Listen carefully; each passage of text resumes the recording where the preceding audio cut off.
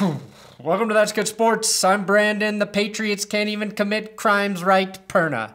Now, I tweeted today, this is my Super Bowl, referring to Robert Kraft having a warrant for his arrest for prostitution. That was before I read anything about this situation. I was excited to make a bunch of jokes about Kraft and the football team I hate, the team I hate with a passion. But 10 minutes later, after reading a couple articles saying this was part of a sex trafficking sting, I severely regretted that Super Bowl tweet. But I'm leaving my tweet up for two reasons. One, to keep me from ever getting elected to political office, although I don't know if that'll stop me. And two, to remind me to keep my fucking mouth shut until I have suitable information to form at the very least a high school educated opinion. What I can say is fuck Robert Kraft for getting my hopes up. It was like watching the Falcons-Patriots Super Bowl again, watching something that could have resulted in a great episode here getting turned into just feelings of disappointment with the world. That's good sports.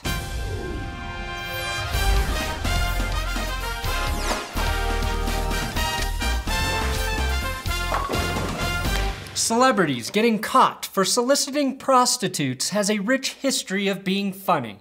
Eddie Murphy, Hugh Grant, and Charlie Sheen provided late-night talk shows with an endless supply of inappropriate jokes. Sex jokes, the things I love the most. That's all I was hoping for with Robert Kraft. But again, like the sport of football, he ruined that for me. This was a hard episode to write. I feel my responsibility here is to do two things on a regular basis: entertain you with jokes and football information. Robert Kraft provided us with one of the biggest pieces of football information this year. I was excited to deliver you some great jokes and scathing Patriots commentary, but once this story showed that it was intertwined with human sex trafficking, that became a far more complicated subject to navigate. Sex trafficking isn't funny.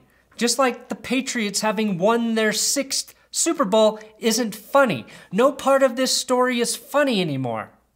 Even knowing that, in my brain and my heart, I still wrote jokes about this. I received a lot of messages and excitement and anticipation for this episode, and I felt like I can't let people who come here to watch this shit down. But here's where the story got too real for me.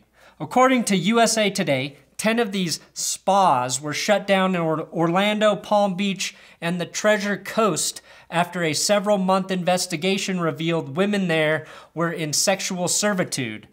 The Martin County Sheriff said the women involved in the human trafficking ring were given no days off. They averaged about 1,500 men per year. He says their hygiene was minimal at best, and all of that is obviously horrible. If the thought of being forced to sexually service 1,500 men in a year, where a large percentage of the good ones look like this, if that doesn't make your stomach turn, I don't know what will. According to Pro Football Focus, that's 4.1 men per day every single day of the year, which ironically fits 3 of the most popular Patriot slogans. No days off, do your job, and we're still here. I told you from day one that entire organization is evil in everything they do. You see? That's where my head goes. There's absolutely nothing funny about that situation, but all I could do was think of how to fit jokes into that story. That's how I deal with life. That's how I personally deal with uncomfortable situations or problems. It's how I process information. But what kind of person does that make me if I sit back here and try and make fun of it for an audience? How can I sit here and criticize, say, Barstool Sports, whose reaction to this story was to monetarily capitalize on the idea Kraft may have at best unwillingly participated in sex curated by a human sex trafficking ring with free Kraft shirts? How can I criticize them when I have to say, this episode is sponsored by... I'm just kidding. I would never do that for a video like this. Basically, I don't want to look like any of these idiots in a week or a month or any time. Ha ha ha, look at us. We took a selfie where those women worked as sex slaves. Ha ha ha. Thought I looked cute, will definitely delete when I come to my goddamn senses. He's an older guy. His body breaks down. And you need to have a massage every once in a while. That's all he's doing. He's loosening up the hips. That's it. When I first read the headline of this story, I thought, oh shit, Bobby Kraft got busted with an expensive call girl. A Pretty Woman type situation. With Robert Kraft being a short, less attractive version of Richard Gere, but if like all of the gerbil rumors were actually true. Then this story got progressively worse and darker. Now they're saying Robert Kraft isn't even the biggest name involved in the prostitution case. Duh, he's 5'7" like me. He's not the biggest name involved in any case. If the bigger name has any ties to the Patriots or Robert Kraft, it's either Bill Belichick, Bon Jovi, or Mark Wahlberg. Although, I think I'll rule out Belichick. If anyone on earth would know when they are being secretly taped, it's Bill. Robert Kraft has a net worth of $6.6 billion and was still too cheap to find appropriate prostitution services. I underpay Tom Brady, and that's worked out pretty well for me, Robert Kraft. Take me to the massage parlor where they charge $49 per half hour and $79 per hour, and the police secretly videotape you. Unlike Spygate, these are tapes I actually want to be destroyed. This sting operation was put in place to combat a human sex trafficking ring in Florida. There have been around 200 arrest warrants issued in the Palm Beach area, and I guess more are to come. I can only speculate, but if authorities haven't released the more well-known name in the sting, maybe that's because that person played an active role in the trafficking, or that person is a politician where more legal hurdles may be involved. Again, that is me guessing at this point. Knowingly or unknowingly, Kraft in fact paid for sex from sex slaves, is what this story suggests. That is the ugly truth of this situation. I'm not here to tell you what to do, but I would recommend not being the person out there who says this isn't a big deal. And if that's too difficult for you, just don't be as ignorant as Asante Samuel. And I'm trying to be careful to not overly shit on Robert Kraft, because there's still a lot of information we don't have access to. Also, what I don't understand is the need to overly defend Robert Kraft. The best case scenario for you is to be able to one day say, I told you he didn't know he was having sex with sex slaves. That's not a sick burn, bro. The only way he actually gets fully cleared is if the police are lying about having video of him doing the acts. A spokesperson for Robert Kraft released a statement on the matter saying, "We categorically deny that Mr. Kraft engaged in any illegal activity. Because it is a judicial matter, we will not be commenting further." That's a bold stance to take when Florida authorities say this. Does the video contain Mr. Kraft inside receiving the alleged acts?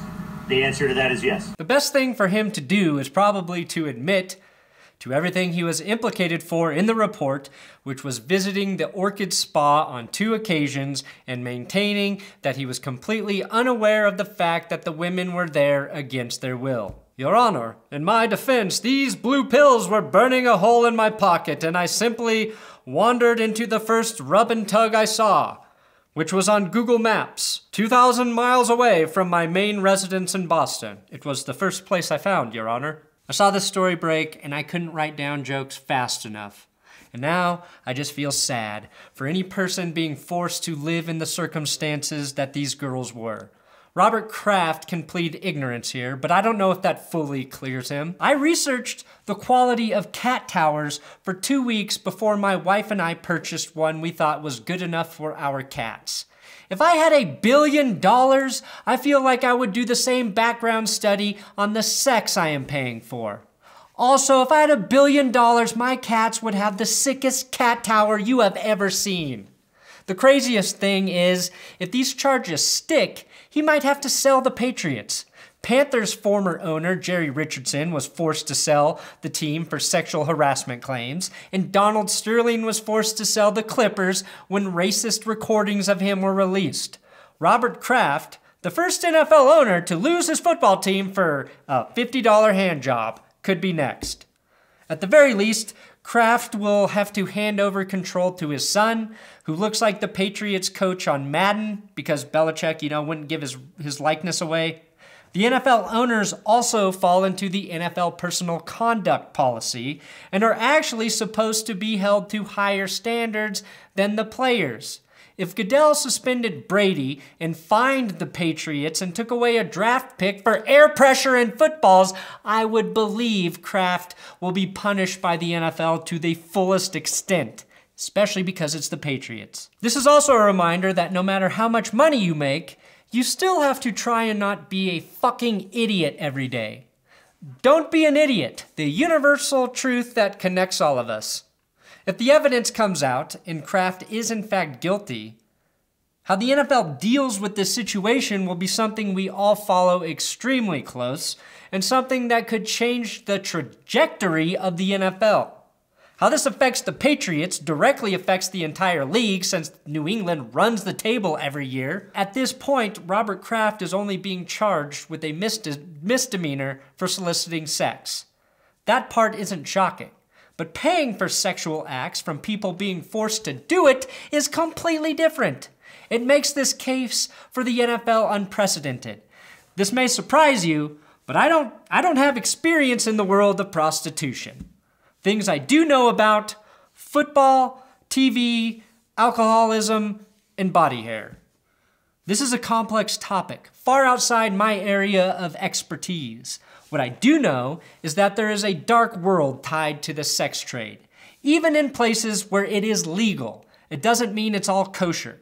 I'm obviously not here to educate you on human sex trafficking. I started the day writing about Bronco free agent targets, and then this shit happened. ESPN couldn't cover this subject correctly today, in my opinion, so I highly doubt I can do any better. The next video will be a lot more fun for all of us. That I can promise. We did it. We made it through that episode. Whew. Wanna know what's weird? I woke up this morning and I had a desire to put on a shirt I normally don't wear. It was a gift to me from a family member who visited Boston. I've had it for a long time, and I feel weird wearing it because of how much I hate the Patriots. This morning I wanted to put it on. I said, you know what, you're gonna make a Broncos video, that might be kind of weird. So put a sweatshirt on over it. And now look where I'm at, talking about this Patriot shit. Thanks for watching another episode of That's Good Sports. Please subscribe here on YouTube. And yeah, there's a lot more football videos on this channel. Most of them actually about football. Some are on the screen right now. You can do it.